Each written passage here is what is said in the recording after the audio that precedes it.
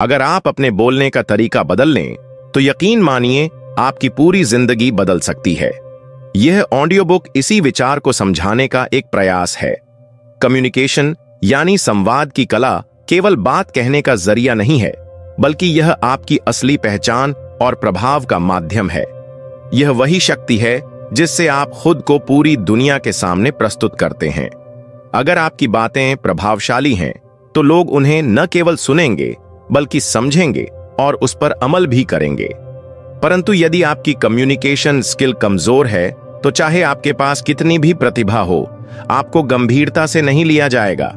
जरा कल्पना कीजिए, कोई व्यक्ति कमरे में प्रवेश करता है और उसके आते ही माहौल बदल जाता है। लोग उसकी ओर खींचे चले आते हैं। ऐसा सिर्फ इसलिए नहीं है कि वह व्यक्ति सुंदर है या धनी है, बल्कि इसलिए कि उसे लोगों से जुड़ना आता है। वह जब बोलता है तो लोग ध्यान से सुनते हैं, क्योंकि वह जानता है कि कैसे शब्दों के जरिए लोगों के दिल और दिमाग तक पहुंचा जाए। अब सोचिए, वह शख्स आप भी हो सकते हैं। आप भी अपनी संवाद शैली को इतना प्रभावशाली बना सकते हैं कि लोग न सिर्फ सुने बल्कि आपकी बातें माने, आपके विचारों को अपनाएं। आप अपनी कम्युनिकेशन स्किल्स की मदद से अपने जीवन में व्यक्तिगत और पेशेवर दोनों क्षेत्रों में गहरा असर डाल सकते हैं।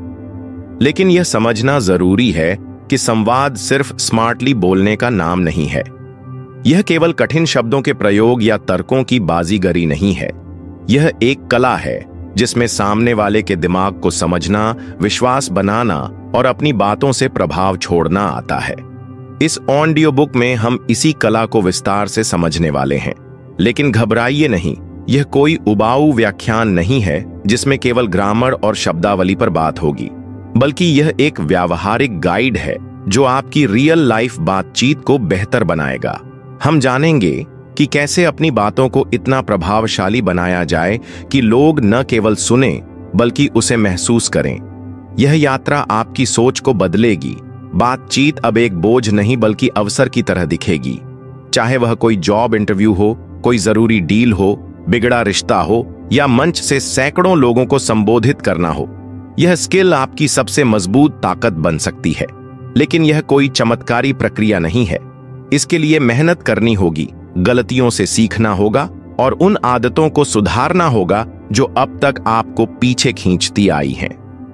तो अब यह निर्णय आपके हाथ में है। क्या आप खुद को बदलने के लिए तैयार हैं? क्या आप उन गलत आदतों को छोड़ने के लिए तैयार हैं जो आपकी बातचीत को कमजोर बना रही थीं? अगर आपका जवाब हां है, तो इस यात्रा में हमारे साथ जुड़ जाइए। अगले चैप्टर में हम जानेंगे कि संवाद की असली ताकत क्या होती है और क्यों अधिकांश लोग इसमें बड़ी गलतियां कर बैठते हैं। एक छोटा हिंट दे दूं, मामला सिर्फ यह नहीं है कि आप क्या कहते हैं। असली फर्क यह है कि आपकी बात सामने वाले को कैसा महसूस कराती है। दोस्तों, स्वागत है। आगे बढ़ते हैं वीडियो की ओर। Chapter 1, the power of communication. अगर आप जीवन में आगे बढ़ना चाहते हैं तो केवल टैलेंट और मेहनत काफी नहीं है। चाहे आप कितने भी बुद्धिमान हों, अगर लोग आपकी बातों को समझ ही नहीं पा रहे तो आपकी प्रतिभा अधूरी रह जाएगी। यही कारण है कि दुनिया के बड़े नेता, उद्योगपति और सफल लोग संवाद को अपनी सबसे बड़ी ताकत मानते हैं। सोचिए, क्या कभी आपके साथ ऐसा हुआ है कि आपके पास कोई बेहतरीन आइडिया था, लेकिन जब आपने किसी को बताया तो किसी ने उसे गंभीरता से नहीं लिया? या फिर किसी मीटिंग में आप कुछ कहना चाहते थे लेकिन ठीक तरह से व्यक्त नहीं कर पाए? या आपने किसी से बात करने की कोशिश की लेकिन आपकी बात उस तक ठीक से पहुंची ही नहीं? इन सभी समस्याओं की जड़ एक ही चीज में है, कम्युनिकेशन। संवाद केवल बोलने या लिखने का नाम नहीं है। यह एक कला है जिसमें सही शब्दों का चयन, बॉडी लैंग्वेज, टोन और एक्सप्रेशन सब शामिल होते हैं। अगर कोई व्यक्ति बिना बोले भी अपनी बात समझा सकता है तो वह सबसे प्रभावी संप्रेषक होता है।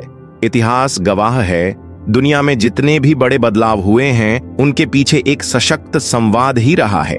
एक अच्छा वक्ता लाखों लोगों को प्रेरित कर सकता है, एक कुशल नेता अपनी टीम को नई ऊंचाइयों तक ले जा सकता है और एक अच्छा मित्र अपने प्रियजनों से मजबूत संबंध बना सकता है। अब सवाल यह उठता है कि क्या यह केवल जन्मजात गुण है या इसे सीखा जा सकता है? इसका जवाब है, यह एक स्किल है और किसी भी स्किल की तरह इसे सीखा और निखारा जा सकता है। अगर आप यह सोचते हैं कि आप अंतर्मुखी इंट्रोवर्ट हैं, इसलिए अच्छे वक्ता नहीं बन सकते, तो यह भ्रम है। संवाद केवल बोलने की कला नहीं है, यह समझने, सुनने और सही प्रतिक्रिया देने की क्षमता है। इसलिए जब भी आप बात करें, सिर्फ अपनी बात कहने के लिए मत कहिए, यह सोचिए कि सामने वाला उसे कैसे ग्रहण करेगा। सही संवाद वही होता है जिसमें बोलने वाला और सुनने वाला दोनों सक्रिय रूप से शामिल होते हैं। Chapter 2, understanding communication. संवाद को लेकर सबसे बड़ी गलतफहमी यह है कि लोग समझते हैं कि यह केवल शब्दों का खेल है, जबकि सच्चाई यह है कि हम जितनी बातें शब्दों से कहते हैं, उससे कहीं ज्यादा बिना कुछ कहे भी कह देते हैं। हमारी बॉडी लैंग्वेज, हाव भाव, आंखों की भाषा, ये सब मिलकर हमारी बात को कहीं अधिक प्रभावी बनाते हैं। सोचिए, जब आप किसी से बात कर रहे होते हैं और वह व्यक्ति आपकी आंखों में नहीं देख रहा, तो आपको कैसा लगता है? वहीं जब कोई मुस्कुराकर बात करता है और दूसरा व्यक्ति बिना किसी हाव भाव के, तो आप किससे बातचीत करना पसंद करेंगे? यही है वर्बल और नॉन वर्बल संवाद का अंतर। जब भी आप किसी से बातचीत करते हैं, तो केवल यह सोचना पर्याप्त नहीं होता कि आप क्या कह रहे हैं, यह भी उतना ही आवश्यक है कि आप कैसे कह रहे हैं। एक ही वाक्य अगर प्रेम से कहा जाए तो उसका असर अलग होता है, और अगर वही बात क्रोध में कही जाए तो उसका पूरा अर्थ ही बदल जाता है।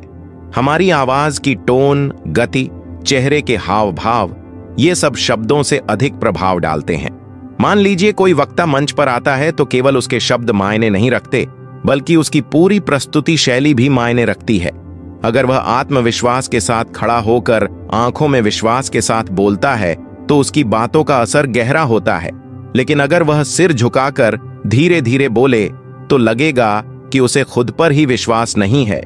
इसी तरह जब आप किसी इंटरव्यू में जाते हैं तो केवल आपके उत्तर ही नहीं, बल्कि आपकी शारीरिक भाषा, हाथ मिलाने का तरीका, आंखों में आत्मविश्वास और चेहरे की मुस्कान, ये सब मिलकर आपके चयन को प्रभावित करते हैं। इसलिए अगर आप एक असरदार संवादक बनना चाहते हैं तो केवल शब्दों पर नहीं, अपने पूरे प्रस्तुति कौशल पर ध्यान दीजिए, क्योंकि कई बार जो बातें आप शब्दों में नहीं कह पाते, वो आपकी बॉडी खुद ब खुद बयां कर देती है। चैप्टर 3, सुनने की कला। अधिकतर लोगों का मानना होता है कि प्रभावशाली कम्युनिकेशन केवल अच्छी बोलचाल की क्षमता पर निर्भर करता है, लेकिन हकीकत यह है कि सच्चा और सफल संवाद तभी मुमकिन होता है जब हम एक अच्छे श्रोता भी बने। सोचो, यदि तुम लगातार बोलते रहो और सामने वाले की बातों को सुनने का प्रयास न करो, तो वह व्यक्ति कितनी देर तक तुम्हारी बातों में दिलचस्पी रखेगा? कल्पना करो कि तुम किसी को अपनी कोई समस्या बता रहे हो, लेकिन वह व्यक्ति बार बार मोबाइल देख रहा है या किसी दूसरी चीज में व्यस्त लग रहा है। उस समय तुम्हें कैसा लगेगा? जाहिर है, तुम महसूस करोगे कि उसे तुम्हारी बातों की कोई परवाह नहीं है। और यही गलती हम भी कई बार अनजाने में कर बैठते हैं, जब हम वास्तव में सुनने की बजाय जवाब देने की तैयारी कर रहे होते हैं। एक कुशल कम्युनिकेटर बनने का सबसे बड़ा रहस्य यह है कि सामने वाले को यह एहसास दिलाया जाए कि उसकी बातों की हमारे लिए अहमियत है। जब भी कोई तुमसे बात करे तो ध्यानपूर्वक सुनो, उसकी बातों को बीच में मत काटो। उसे सिर्फ सुना नहीं जाए, बल्कि उसकी भावनाओं को भी समझा जाए। सुनने की एक और विशेष कला होती है, मौन को समझना। अक्सर लोग अपनी भावनाएं शब्दों में नहीं कह पाते, लेकिन उनकी बॉडी लैंग्वेज, आवाज की टोन और चेहरे के हाव भाव बहुत कुछ बयां कर रहे होते हैं। यदि तुम वास्तव में एक शानदार कम्युनिकेटर बनना चाहते हो, तो सिर्फ शब्दों पर ही नहीं, बल्कि अनकहे इशारों पर भी ध्यान देना सीखो। अगर कभी तुमने किसी सच्चे दोस्त से बात की हो, तो तुम्हें याद होगा कि वह बिना कुछ कहे भी तुम्हारी बातों को समझ जाता है। यह इसलिए संभव होता है क्योंकि वह एक संवेदनशील और सतर्क श्रोता होता है। अगर तुम भी अपनी निजी और पेशेवर जिंदगी में बेहतरीन रिश्ते बनाना चाहते हो, तो सबसे पहले यह सीखो कि कैसे सही ढंग से सुना जाए। अगली बार जब तुम किसी से संवाद करो, तो सिर्फ बोलने पर ध्यान मत दो। यह भी सोचो कि क्या तुम सचमुच सुन रहे हो। क्योंकि प्रभावशाली कम्युनिकेशन एक द्विपक्षीय प्रक्रिया है। जितना महत्व बोलने का है, उतना ही जरूरी है सुनने का। चैप्टर 4, कम्युनिकेशन में आत्मविश्वास बनाना। क्या तुम्हारे साथ कभी ऐसा हुआ है कि तुम मन में बहुत कुछ कहने का सोचते हो, लेकिन जब बोलने की बारी आती है तो आवाज धीमी हो जाती है या हिचकिचाहट महसूस होती है? यह समस्या केवल तुम्हारी नहीं है, बहुत से लोग इससे जूझते हैं। कई बार हमें अच्छे से पता होता है कि हमें क्या बोलना है, लेकिन आत्मविश्वास की कमी हमें बोलने से रोक देती है। हम डरते हैं कि कहीं कुछ गलत ना बोल दें और लोग हमारा मजाक ना बना लें, या फिर यह डर सताता है कि हमारी बात लोगों को पसंद नहीं आएगी। यही डर धीरे धीरे हमारे भीतर घर कर जाता है और हम खुलकर अपनी बात नहीं रख पाते। अब सवाल उठता है, इस डर को कैसे दूर किया जाए और अपने कम्युनिकेशन में आत्मविश्वास कैसे लाया जाए? इसका सबसे असरदार उपाय है नियमित अभ्यास और खुद को एक्सपोज करना। जितना ज्यादा तुम बोलने का अभ्यास करोगे, उतना ही अधिक आत्मविश्वास विकसित होगा। कल्पना करो, एक क्रिकेट खिलाड़ी पहली बार बैटिंग के लिए मैदान में जाता है। क्या वह पहली ही बार में विराट कोहली की तरह खेलता है? बिल्कुल नहीं। उसे बार बार अभ्यास करना पड़ता है, तब जाकर वह आत्मविश्वास से खेल पाता है। ठीक उसी तरह यदि तुम रोज छोटे छोटे मौकों पर बोलने की प्रैक्टिस करोगे तो धीरे धीरे तुम्हारा आत्मविश्वास भी बढ़ेगा। इसके अलावा तुम्हारी बॉडी लैंग्वेज भी तुम्हारे आत्मविश्वास को दर्शाती है। जब भी किसी से बात करो, सीधे खड़े रहो या बैठो, अपनी आवाज को स्पष्ट रखो और आंखों में आत्मविश्वास झलके। इससे सामने वाले को लगेगा कि तुम खुद पर विश्वास रखते हो। याद रखो, कई बार लोग तुम्हारी बातों से ज्यादा तुम्हारी प्रस्तुति को आंकते हैं। यदि तुम्हारी बॉडी लैंग्वेज मजबूत होगी तो लोग खुद ब खुद तुम्हारी बातों को गंभीरता से लेंगे, और यदि कभी कुछ सही से न कह पाओ तो खुद को दोष देने की बजाय अगली बार उसे बेहतर करने की ठान लो। यही सोच तुम्हें एक प्रभावशाली संवादकर्ता बनाएगी। चैप्टर 5, टोन और आवाज की जादूगरी। क्या तुम्हें पता है कि एक ही वाक्य को अलग अलग टोन में कहने से उसका अर्थ पूरी तरह बदल सकता है? मान लो कोई कहे, तुम बहुत अच्छे इंसान हो। अब अगर यह बात स्नेह और आदर के साथ कही जाए तो सुनकर अच्छा लगेगा, लेकिन अगर यही बात तानों के लहजे में कही जाए तो बुरा लग सकता है। यही जादू होता है टोन और वॉइस मॉड्यूलेशन का। केवल शब्द ही नहीं, बल्कि तुम्हारी आवाज की ऊंच नीच, बोलने का तरीका और गति, ये सब मिलकर यह तय करते हैं कि सामने वाला तुम्हारी बात को कैसे समझेगा। यदि तुमने कभी किसी अच्छे वक्ता को सुना हो तो देखा होगा कि उनकी आवाज में एक खास आकर्षण होता है। वे एक ही बात को इस अंदाज में कहते हैं कि वह सुनने वाले को रोचक और प्रभावशाली लगती है। वे अपनी आवाज की गति को नियंत्रित करते हैं, जरूरत पड़ने पर रुकते हैं और बात को असरदार बनाने के लिए आवाज का उतार चढ़ाव करते हैं। अब सोचो, अगर कोई व्यक्ति एक ही टोन में लगातार बोलता जाए तो क्या तुम्हें उसमें कोई रुचि होगी? बिल्कुल नहीं। इसलिए जरूरी है कि तुम वॉइस मॉड्यूलेशन की कला सीखो। यदि तुम अपनी बात को असरदार बनाना चाहते हो तो अपनी आवाज पर काम करना शुरू करो। इसके लिए कुछ आसान अभ्यास कर सकते हो, जैसे तेज और धीमे बोलने का अभ्यास करना, एक ही वाक्य को अलग अलग टोन में बोलकर सुनना और रिकॉर्डिंग से जांचना कि तुम्हारी आवाज में कितनी ऊर्जा है।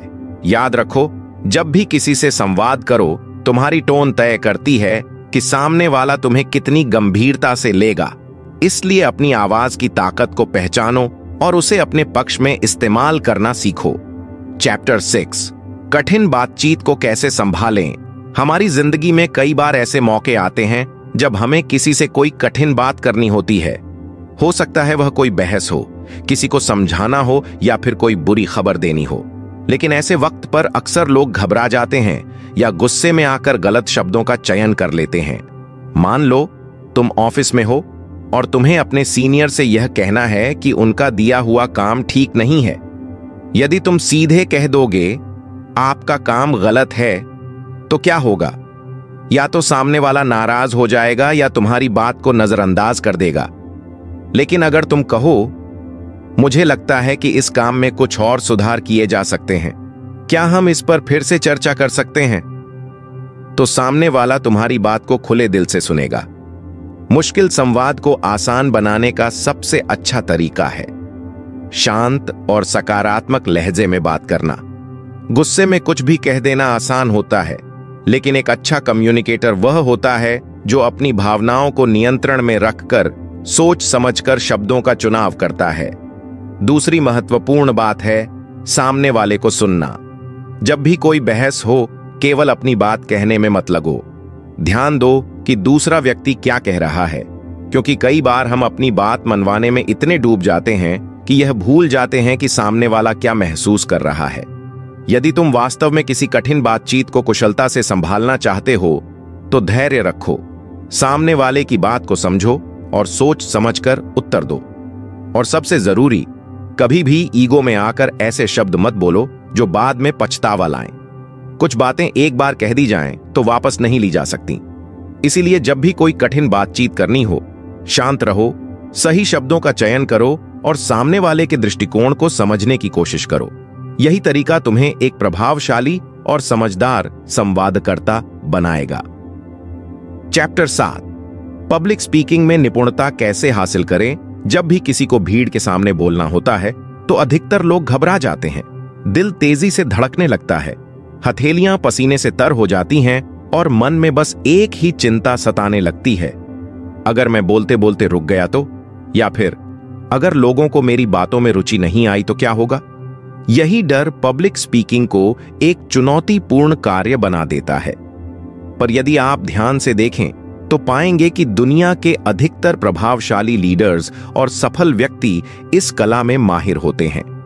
वे लाखों की भीड़ के सामने भी पूरी आत्मविश्वास के साथ बोलते हैं और अपने विचारों को बेहद प्रभावशाली ढंग से प्रस्तुत करते हैं। अब प्रश्न उठता है, आखिर इस आत्मविश्वास को कैसे विकसित किया जाए। इसका पहला और सबसे महत्वपूर्ण उपाय है सुनियोजित तैयारी। कोई भी महान वक्ता अचानक स्टेज पर नहीं आता, बल्कि वह अपनी स्पीच की लगातार प्रैक्टिस करता है। जब आपको स्पष्ट रूप से पता होता है कि आप क्या कहने जा रहे हैं, तब डर स्वतः ही कम हो जाता है। इसलिए यदि आपको किसी प्रेजेंटेशन या भाषण की तैयारी करनी हो तो पहले से उसकी ठोस योजना बना लें और उसे बार बार अभ्यास करें। दूसरी महत्वपूर्ण बात है आपकी बॉडी लैंग्वेज और आवाज। जब आप मंच पर खड़े होते हैं तो श्रोता सबसे पहले आपके शारीरिक हाव भाव से ही यह अंदाजा लगाते हैं कि आप आत्मविश्वासी हैं या नहीं। अपने शरीर को सीधा रखें, हाथों की हरकतों को सहज और स्वाभाविक रखें और अपनी आवाज में मजबूती बनाए रखें। एक कुशल वक्ता केवल शब्दों से नहीं, बल्कि अपनी ऊर्जा और चेहरे के भावों से भी श्रोताओं को जोड़ता है। तीसरी और सबसे जरूरी बात यह है कि शुरुआत में गलतियां करने से घबराएं नहीं। हर बड़ा स्पीकर कभी न कभी घबराया जरूर होगा, लेकिन उन्होंने अपने डर से लड़कर बार बार मंच का सामना किया। इसी निरंतर प्रयास से उनका आत्मविश्वास बढ़ता गया। आप भी अगर इस डर से बाहर आना चाहते हैं तो छोटे छोटे अवसरों का लाभ उठाएं। दोस्तों के सामने, परिवार में या दफ्तर की मीटिंग्स में बोलने का अभ्यास करें। जितना अधिक आप बोलेंगे, उतनी ही तेजी से आपका डर खत्म होगा। पब्लिक स्पीकिंग एक कौशल है और इसे सीखा जा सकता है। जरूरत है तो बस इसे एक कला की तरह देखने की और हर बार उसमें थोड़ा थोड़ा सुधार करने की। एक दिन ऐसा भी आएगा जब आप बिना किसी घबराहट के स्टेज पर आत्मविश्वास के साथ बोलेंगे और आपकी बात सीधे लोगों के दिलों तक पहुंचेगी। चैप्टर 8, लोगों से संवाद स्थापित करना। हर व्यक्ति एक जैसा नहीं होता। कुछ लोग बेहद भावुक होते हैं तो कुछ पूर्णतः व्यावहारिक। कोई पल भर में नाराज हो जाता है तो कोई हर गंभीर बात को भी मजाक में टाल देता है। अब सोचिए, अगर आप हर प्रकार के व्यक्ति से एक ही तरीके से बात करें तो क्या सब पर आपकी बात समान प्रभाव डालेगी? बिल्कुल नहीं। असल संवाद कला इसी में है कि आप यह समझें कि सामने वाला व्यक्ति किस प्रकार का है और उसी अनुरूप अपनी बातचीत की शैली में बदलाव करें। अगर आप किसी अत्यधिक भावुक व्यक्ति से बात कर रहे हैं तो आपकी आवाज में कोमलता होनी चाहिए। ऐसे लोग तर्क की बजाय भावना से ज्यादा समझते हैं, इसलिए उनके साथ बात करते समय अपनी बात को सॉफ्ट और सीधा रखना ज्यादा असरदार होता है। अब बात करते हैं उन लोगों की जो जल्दी गुस्सा हो जाते हैं। ऐसे लोगों के साथ अगर आप भी तेजी से प्रतिक्रिया देंगे तो स्थिति और बिगड़ सकती है। सबसे सही तरीका है कि आप धैर्य और संयम से बात करें। उन्हें यह महसूस कराएं कि आप उनकी बात समझ रहे हैं और साथ ही शांति से अपना दृष्टिकोण भी रखें। फिर आते हैं वे लोग जो हर बात को हंसी मजाक में लेते हैं। यदि आपको ऐसे किसी व्यक्ति से कोई गंभीर विषय पर बात करनी है तो एक सहज और दोस्ताना लहजा अपनाएं। ज्यादा औपचारिक होने की बजाय अगर आप हल्के फुल्के अंदाज में बात करेंगे तो वे ज्यादा ध्यान देंगे और आपकी बात को गंभीरता से लेंगे। हर व्यक्ति को समझना और उसके अनुसार अपनी संवाद शैली को ढालना ही एक सच्चे संप्रेषणकर्ता की पहचान है। अगर आप इस हुनर में निपुण हो जाते हैं तो आपकी निजी और पेशेवर जिंदगी दोनों ही अधिक सहज और सफल हो जाएगी। आप हर तरह के इंसान से प्रभावशाली तरीके से संवाद स्थापित कर सकेंगे। चैप्टर 9, कम्युनिकेशन में इमोशनल इंटेलिजेंस की भूमिका। संवाद केवल शब्दों का आदान प्रदान नहीं है, यह एक भावनात्मक जुड़ाव भी है। कई बार ऐसा होता है कि कोई व्यक्ति बहुत अच्छा बोलता है लेकिन उसकी बातों में भावना की कमी होती है, जिससे लोग बोरियत महसूस करते हैं। वहीं कुछ लोग ज्यादा तकनीकी शब्द नहीं बोलते लेकिन उनकी बात सीधे दिल को छू जाती है। यही अंतर होता है इमोशनल इंटेलिजेंस का। इमोशनल इंटेलिजेंस का मतलब है कि आप सामने वाले की भावनाओं को समझें और उसी के अनुसार प्रतिक्रिया दें। उदाहरण के लिए, अगर कोई व्यक्ति दुखी है तो पहले उसकी स्थिति को समझिए और फिर अपनी बात कहिए। अगर कोई गुस्से में है तो खुद को शांत रखिए और उसकी बातों को बिना टोका टाकी सुनिए। इसका सबसे बड़ा लाभ यह होता है कि आपके रिश्ते गहरे और मजबूत बनते हैं, चाहे वह आपके क्लाइंट्स हों, सहकर्मी हों या परिवार के सदस्य। अगर आप उनकी भावनाओं को समझते हैं तो संवाद ज्यादा प्रभावी होता है। इमोशनल इंटेलिजेंस में एक और अहम पहलू है सेल्फ अवेयरनेस। कई बार हम खुद ही अपनी भावनाओं से अनजान होते हैं और बातों में कुछ ऐसा कह जाते हैं जो नहीं कहना चाहिए। लेकिन यदि आप यह जान जाते हैं कि आपकी मनः स्थिति क्या है और आप अपनी भावनाओं को नियंत्रित कर सकते हैं तो किसी भी बातचीत को बेहतर तरीके से संभाल सकते हैं। इमोशनल इंटेलिजेंस न सिर्फ आपके कम्युनिकेशन को बेहतर बनाता है बल्कि यह आपको एक संवेदनशील और समझदार इंसान भी बनाता है। जब आप दूसरों को समझने लगते हैं तो लोग भी आपकी बातों को ज्यादा गंभीरता से लेने लगते हैं। इसलिए यदि आप वास्तव में अपनी संवाद कौशल को निखारना चाहते हैं तो सबसे पहले अपनी इमोशनल इंटेलिजेंस को मजबूत बनाइए। यही वह आधार है जो आपकी बातों को लोगों के दिलों तक पहुंचाएगा। Chapter 10, the art of listening. क्या आपने कभी महसूस किया है कि जब कोई व्यक्ति आपको ध्यान से सुनता है तो आपको कितना अच्छा लगता है, और जब कोई आपकी बात बीच में ही काट देता है या बिना सुने जवाब देने लगता है तो कैसा लगता है? यही फर्क होता है एक अच्छे और एक बुरे कम्युनिकेशन में।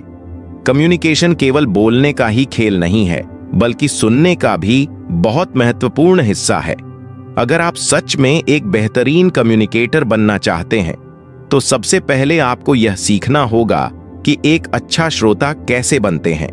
कई बार ऐसा होता है कि हम जब किसी से बात कर रहे होते हैं तो हम उनकी बातों को सुनने के बजाय यह सोच रहे होते हैं कि हमें आगे क्या कहना है। यही गलती हमें एक कमजोर कम्युनिकेटर बना देती है। अगर आप चाहते हैं कि लोग आपकी बातों को गंभीरता से लें तो सबसे पहले आपको उनकी बातों को ध्यान से सुनना सीखना होगा। अच्छा सुनने का मतलब सिर्फ चुप रहना नहीं होता बल्कि इसका मतलब है पूरी तरह से ध्यान देना। जब कोई आपसे कुछ कह रहा हो तो उसकी बातों को सही से समझें, उसके शब्दों के पीछे छिपे हुए इमोशंस को समझें और फिर सोच समझकर जवाब दें। अगर सामने वाला महसूस करता है कि आप उसे सही से सुन रहे हैं तो वह आपको ज्यादा इज्जत देगा और आपकी बातों को भी गंभीरता से लेगा। अच्छा श्रोता बनने के लिए आप कुछ आसान तरीके अपना सकते हैं। एक, सामने वाले को अपनी बात पूरी करने का मौका दें।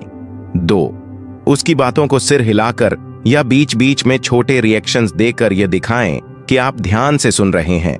3, सबसे जरूरी, जवाब देने से पहले कुछ सेकंड के लिए रुककर सोचें कि सामने वाले ने क्या कहा और उसे किस तरह से सही जवाब दिया जाए। जब आप एक अच्छे श्रोता बन जाएंगे तो आपकी बातचीत और भी प्रभावी हो जाएगी। लोग आपसे बात करना पसंद करेंगे क्योंकि उन्हें लगेगा कि आप उनकी बातों को समझते हैं और उन्हें महत्व देते हैं। कम्युनिकेशन केवल शब्दों का खेल नहीं है, यह एक कला है जो आपकी पर्सनल और प्रोफेशनल लाइफ दोनों को बदल सकती है। चाहे आप किसी दोस्त से बात कर रहे हों, ऑफिस की मीटिंग का हिस्सा हों या किसी बड़े मंच पर स्पीच दे रहे हों, आपकी बातचीत का तरीका यह तय करता है कि लोग आपको कितना गंभीरता से लेंगे। इस पूरे ऑडियो बुक में हमने कम्युनिकेशन स्किल्स के विभिन्न पहलुओं को समझा। हमने यह जाना कि पब्लिक स्पीकिंग को कैसे बेहतर किया जाए, अलग अलग प्रकार के लोगों से किस तरह बातचीत की जाए, इमोशनल इंटेलिजेंस का हमारी बातचीत में क्या महत्व है, और सबसे जरूरी, कैसे एक अच्छा श्रोता बना जाए। जब आप अपनी बॉडी लैंग्वेज, टोन और शब्दों को सही तरीके से इस्तेमाल करना सीख जाते हैं तो आपकी बातों का असर कई गुना बढ़ जाता है। सबसे महत्वपूर्ण बात यह है कि कम्युनिकेशन एक स्किल है जिसे सीखा और निखारा जा सकता है। कोई भी जन्म से बेहतरीन कम्युनिकेटर नहीं होता, बल्कि यह स्किल लगातार प्रैक्टिस और सही तरीकों को अपनाने से आती है। इसलिए आज से ही अपने कम्युनिकेशन स्किल्स पर काम करना शुरू करें। लोगों से खुलकर बात करें, ध्यान से सुनें, अपनी बातों को सही तरीके से व्यक्त करें और हर बातचीत में यह समझने की कोशिश करें कि सामने वाला क्या महसूस कर रहा है। अगर आप इन सब बातों को अपनाते हैं तो न केवल आप एक अच्छे कम्युनिकेटर बनेंगे, बल्कि अपने रिश्तों को भी मजबूत करेंगे, प्रोफेशनल लाइफ में तेजी से ग्रो करेंगे और लोगों के दिलों तक अपनी बात पहुंचा पाएंगे। अब वक्त है सीखे हुए ज्ञान का प्रैक्टिस करने का और अपने कम्युनिकेशन स्किल्स को मास्टर करने का।